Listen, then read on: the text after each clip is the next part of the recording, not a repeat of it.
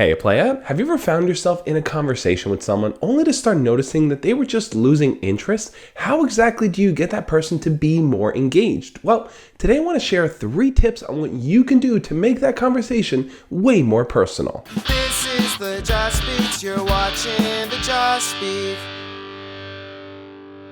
For those of you that are new here, my name is Josh, and every single Monday through Friday, I make videos sharing tips, ideas, and stories teaching you how to be your best self. Now, when someone is sharing a story with you, the most important thing for you to really be doing is listening. Sometimes when people are talking to us, we're not really even listening to what they have to say. We're thinking about what we want to respond with or what we're doing after this conversation, and we're missing out on the key details of what they're sharing with us. And when you're doing that, it's something that most likely the person you're talking to is going to notice. They're going to see that you're not really engaged or you don't really care about what they have to say, and they're going to probably try to end their response quicker and get out of that situation. It doesn't mean you are intentionally trying to be rude. Maybe you're nervous, maybe you don't know what to say, and because of all these different feelings, it might be leading you to this conclusion where you're not really listening. And I would say the first thing you want to do to make that conversation more personal is to share an emotional response to the story that they're telling you. Now, an emotional response doesn't have to be you saying, "I feel happy, I feel sad when you tell me that." It's more relating to what they are probably feeling or what they've experienced in that moment of the story. This is a practice called empathy, where you really step into that person's shoes and try to think about what the experience was like for them in that moment. For example, if you ask a person how their weekend went and they say they did something really fun, you can always say, "Wow, it sounds like you were really excited to do that." Or if they tell you a story about something sad that happened to them,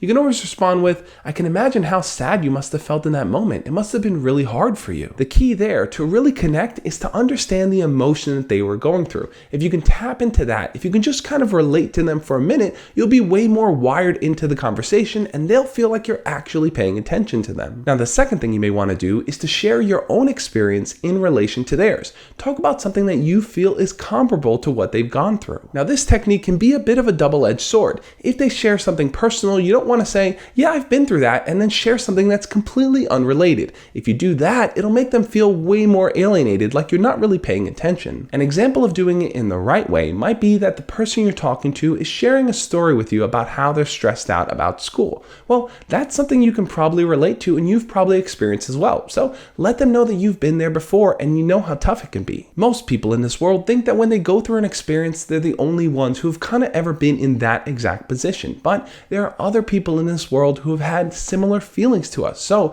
it's important to share how we feel and to hear the stories of others. That's why it's so important for you to share yours with them. Letting them know that you've been through similar experiences makes you a more relatable person. They could start to feel like, hey, this is someone that understands what I'm going through and they've also been through their own experiences. So there's someone I want to share things with. Now, generally, when you ask someone a question and they give you an answer, most people tend to move away and try to think of something else to talk about. But you're sitting right there on a gold mine of information that you can dig deeper into to really learn more about them. That's why the third way to get more personal and to have them be more engaged is to ask a follow-up question and to go more in depth on things. For example, let's say you're talking to your crush and they tell you that they played violin at a concert this weekend. Well, to go more in depth, you might want to ask them things like, how long have you been playing violin? Was it scary to play in front of a big crowd? Is playing violin something you want to do in the future? Just by jumping into the details like that, that person will feel like you're really engaged with what they shared. They're not going to feel like you just ask them to ask them like most people tend to do,